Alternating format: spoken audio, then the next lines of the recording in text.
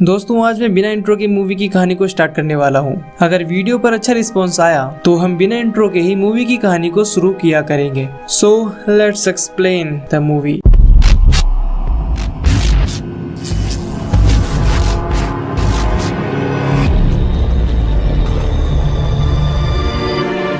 Movie की शुरुआत होती है और हमें सेथ नाम का एक आदमी दिखाया जाता है जो कि अभी अभी सोकर उठा था। उसकी फैमिली में कोई भी नहीं था और ना ही कोई उसका दोस्त था। सेथ एक एनिमल कंट्रोल डिपार्टमेंट में काम करता था और वहीं जानवर उसके दोस्त भी थे और उन्हीं से वो बात किया करता था। सेथ की जिंदगी में यही सब उसका डेली रूटीन था। इसी तरह वो एक दिन अपना काम खत्म करके घर जा रहा था तो उसे बस में एक लड़की दिखाई देती है। सेथ उसके पास जाता है और उसे हाय हेलो कहता है, लेकिन वो लड़की उसे बिल्कुल भी नहीं पहचानती। सेथ उसका नाम हॉली कहकर पुकारता है और बताता है कि हम दोनों एक साथ स्कूल में पढ़ा करते थे, लेकिन हॉली को सेथ बिल्कुल भी याद नहीं था। हॉली के पास एक डायरी होती है और सेथ के पूछने पर वो उसे बताती है कि मैं रोज इस पर अपना जर्नल लिखती हूँ। इसी दौरान सेथ के दिल में हॉली के लिए फीलिंग्स आ जाती हैं और वो उसे कॉफी पर ले जाने के लिए पूछता है, लेकिन हॉली उसे बताती है कि मैं एक रेस्टोरेंट में काम करती हूँ और मेरा पहले से ही एक बॉयफ्रेंड है। कुछ ही देर में हॉली का स्टॉप आ जाता है और वो सेथ की पूरी बात सुने बगैर अपने स्टॉप पर उतर जाती है। सेथ निराश हो जाता है और अपने घर पहुंचता है। इसके बाद वो सोशल नेटवर्किंग साइट पर हॉली की प्रोफाइल ढूंढता है और हॉली के बारे में उसकी पर्सनल इंफॉर्मेशन निकालता है। अगली सुबह रोज की तरह वो अपने ऑफिस जाता है जहां वो अपने कोवर्कर सिक्योरिटी गार्ड नेट से एक बात पूछता है कि वो कैसे किसी लड़की को इम्प्रेस कर सकता है, जिस पर नेट उसे बताता है कि वो कॉन्फिडेंट रहे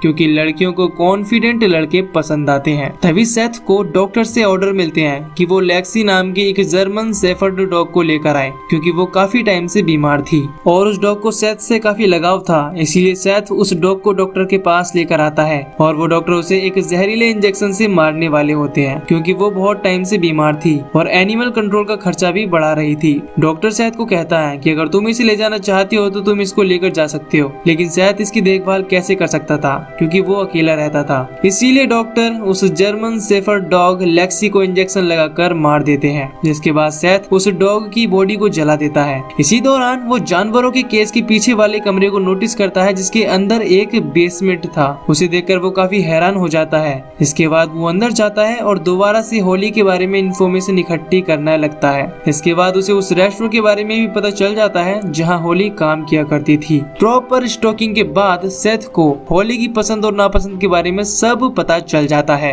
और उसे एक नोटबुक पर लिख लेता है। अगले दिन सेथ हॉली के रेस्टोरेंट में लंच के लिए जाता है, लेकिन इस बार भी हॉली उसे पहचानने से इनकार कर देती है और इग्नोर कर देती है। लेकिन फिर सेथ उसे एक म्यूजिक कॉन्सर्ट में अपने साथ ले जाने के लिए कहता है। इस पर हॉली नाराज हो जाती है और वहाँ से चली जाती है। रात में जब हॉली अपने घर जा रही होती है तो उसे फील होता है कि उसका कोई पीछा कर रहा है और पीछा करने वाला शख्स और कोई नहीं बल्कि सेथ ही था। अब हॉली घर जाकर अपनी बेस्ट फ्रेंड क्लेयर को सारी बातें बताती है। इसी दौरान हॉली के बॉयफ्रेंड की कॉल आती है और वो शराब के नशे में हॉली को अजीबोगरीब बातें बोल रहा था। हॉली गुस्से में आकर उसकी कॉल कट कर देती है और दोबारा से अपनी फ्रेंड से बातें करने लगती है। अगले दिन हॉली देखती है कि उसके रेस्टोरेंट में किसी ने उसे रोज भेजे हैं। हॉली को लगता है कि शायद उसके बॉयफ्रेंड एरिक ने उससे माफी मांगने के लिए भेजे होंगे। वो शाम को इस बारे में उससे पूछती है, लेकिन वो साफ इनकार कर देता है। इस पर हॉली समझ जाती है कि ये काम किसी और का हो सकता है। यहाँ हम सेथ को भी देखते हैं जो हॉली का पीछा कर रहा था। वो एक बार फिर से हॉली को डेट पर ले जाने के लिए पूछता है। वो बताता है कि मैंने ही वो फूल तुम्हारे रेस्टोरेंट पर भिजवाए थे।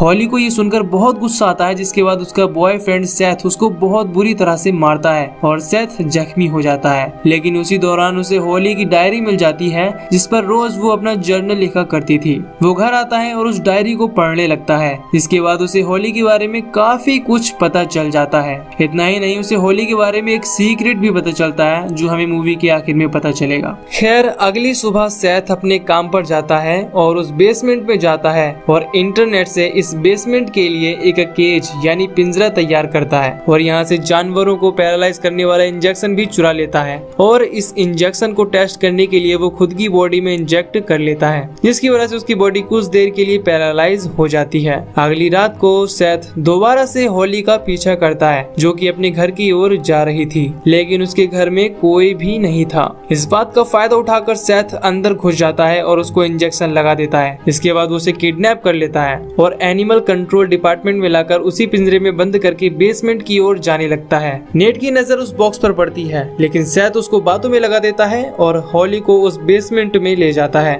हॉली को जब होश आता है तो वो देखती है कि वो एक पिंजरे में कैद है। वो खुद को छुड़ाने की कोशिश करती है, लेकिन उसका नाखून टूटकर गिर जाता है। हॉली जोर जोर से चिल्लाती है, लेकिन बेसमेंट में होने की वजह से और जानवरों के शोर की वजह से उसकी आवाज बाहर नहीं जा पा रही थी। वो सारी रात अंधेरे में वहीं रहती है। अगले दिन दोबारा सेथ अपने काम पर आता है और हॉली को टॉयलेट के लिए एक मेटल का पॉट और कुछ खाना देता है। इसके बाद सेथ हॉली को अपना नाम याद दिलाता है, क्योंकि उसने कभी उसका नाम जानने की कोशिश ही नहीं की। इसके बाद वो वहाँ से चला जाता है और 2-3 दिन तक हॉली के पास नहीं आता। जब वो हॉली के पास आता है तो देखता है कि उसकी हालत खराब हो चुकी है। वो उसे पानी पिलाता है और उसे खाना देकर वहाँ से जाने लगता है, लेकिन तभी हॉली उसे रोक लेती है, पर वो नहीं रुकता और वहाँ से चला जाता है। वो वहाँ पर बिल्कुल अकेली थी। तभी उसे अपनी फ्रेंड क्लेयर दिखाई देती है, जो असल में वहाँ पर थी ही नहीं, यानी कि वो बस हॉली के माइंड का इल्यूजन था।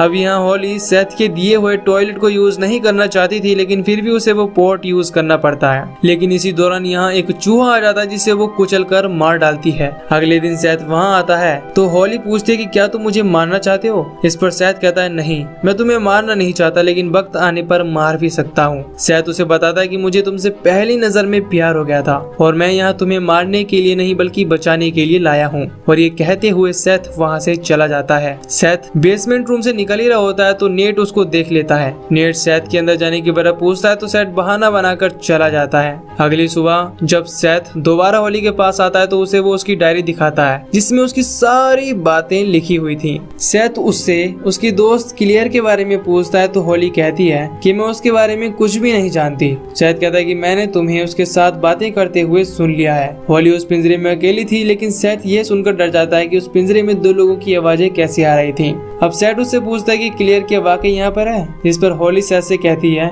नहीं, लेकिन फिर हॉली सेथ के पीछे क्लियर को देखती है। अब सेथ हॉली से कहता है कि तुम दरअसल बीमार हो और क्लियर कोई लड़की नहीं है, ये सिर्फ तुम्हारा ख्याल है जो तुम इमेजिन कर रही हो। अब इसके बाद सेथ हॉली को वो किस्सा बताता है जो हॉली की डायरी में लिखा हुआ था। अब कुछ टाइम पहले हॉली और एरिक की एंगेजमेंट हो चुकी थी, लेकिन फिर हॉली को एरिक के ईमेल से पता चलता है कि उसकी बेस्ट फ्रेंड और एरिक का चक्कर चल रहा है, जिसकी वजह से हॉली जानबूझकर कार की स्पीड तेज कर लेती है और एक्सीडेंट करवा देती है, जिसकी वजह से वो दोनों काफी जख्मी हो जाती हैं। लेकिन हॉली जानबूझकर क्लियर की आंख में गिलास का टुकड़ा घुसा देती है, जिसकी वजह से क्लियर की मौत हो जाती है। हॉली सेथ को बताती है कि मैं एक राइटर हूँ और जो भी डायरी में लिखा हुआ है वो सब फिक्शनल स्टोरीज हैं। सेथ उससे कहता है कि मुझे भी यही लगा था कि ये सब फिक्शनल स्टोरीज हैं, इसीलिए मैं पुलिस स्टेशन गया और मुझे क्लियर की मौत के बारे में सब कुछ पता चल गया कि उसकी मौत कैसे हुई थी। अब इससे पहले सेथ ने कई दिन तक हॉली का पीछा किया था, जिससे ये भी पता चला था कि उसकी वजह से कई लोगों की मौत हुई है। इस बात का जिक्र उसने अपनी डायरी में ही किया था। उसने काफी लोगों को जिंदा जलाया और काफी लोगों को गला दबाकर भी मारा। सेथ हॉली को बताता है कि वो उसे इसीलिए यहाँ लेकर आया है ताकि वो और लोगों को न मार सके और पुलिस और दुनिया वालों से बची रहे। और ये कहकर सेथ यहाँ से चला जाता है। अगले दिन जब सेथ हॉली के पास आता है तो उसे उसके बिहेवियर में कुछ चेंजेस नजर आते हैं। वो अपनी बॉडी को साफ कर रही थी। सेथ उससे उन मर्डर्स के बारे में पूछता है, लेकिन हॉली उसका ध्यान भटकाती है और अपना सर जोर जोर से पिंजरे में मारती है, जिससे वो बहुत जख्मी हो जाती है। अब सेथ ने काफी दिनों से कुछ भी नहीं खाने के लिए दिया था, इसीलिए हॉली खाने के लिए कुछ मांगती है, लेकिन सेथ इनकार कर देता है। इसके बाद हॉली उससे मीठी मीठी और प्यारी प्यारी बातें करने लगती है। वो कहती है कि शायद मैं तुमसे प्यार करने लगी हूँ। इसके बाद सेथ हॉली की बातों में आकर उसके लिए कुछ स्नैक्स लेने चला जाता है और यहाँ नेट सेथ को बेसमेंट वाले दरवाजे से आते हुए देख लेता है। उसके जाने के बाद वो बेसमेंट में जाता है और देखता है कि बेसमेंट में एक लड़की पिंजरे में कैद है। हॉली नेट को देख लेती है और उससे मदद मांगने लगती है। वो उसे पिंजरे का ताला तोड़ने को कहती है, लेकिन नेट से वो ताला नहीं टूटता और इसी दौरान वहाँ सेथ आ जाता है और फिर हॉली सेथ को इशारा करती है ताकि वो चुपके से नेट को मार सके। इसीलिए सेथ नेट को मारकर गिरा देता है, जिसके बाद वो होली के कहने पर एक ब्रिक उठाता है और नेट के सर को फोड़कर उसे मार डालता है। अब होली सेथ को सभी तरीके बताती है कि वो लाश को कैसे ठिकाने लगाएगा और पुलिस से बचेगा। जैसे जैसे होली उससे कहती है वैसे वैसे सेथ करने लगता है और नेट की बॉडी के टुकड़े करके कुत्तों को खिला देता है।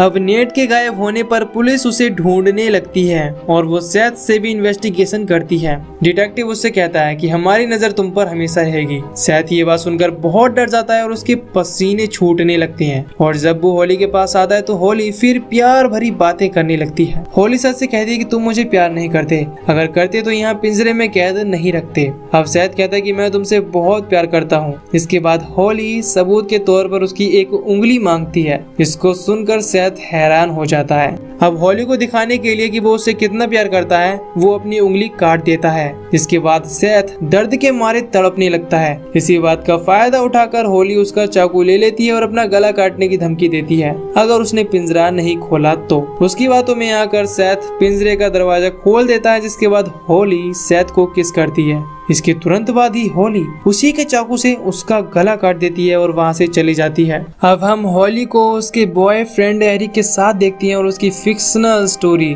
जो उस नोटबुक में लिखी थी वो भी पब्लिश हो चुकी थी, लेकिन एरिक अभी भी उसे चीट कर रहा था। ये देखकर होली एरिक को मारने का सोचती है पर वो उसे नहीं मारती। अब इसके बाद होली अपने अपार्टमेंट से निकलकर एक वेयर हाउस में जाती है। वहाँ पर एक पिंजरा था और पिंजरे में एक आदमी कैद था जो और कोई नहीं बल्कि सेथ था, जो अब होली की कैद में था। और इसकी हालात देखकर हम समझ पाते हैं कि सेथ ने होली से पंगा और प्यार लेकर अपने ही प्यार पर कुल्हाड़ी मारी है। खैर अब हम क्या ही कर सकते हैं। सेथ इस पिंजरे में होता है और बहुत ही बदतर हालत में होता है और यहीं पर ये मूवी खत्म हो जाती है। अगर आपको ये मूवी की एक्सप्लेनेशन पसंद आई हो तो वीडियो को लाइक और चैनल को जरूर सब्सक्राइब करें। बाकी मैं मिलूंगा आपसे न्यू वीडियो में। Till then take care, love you, bye bye.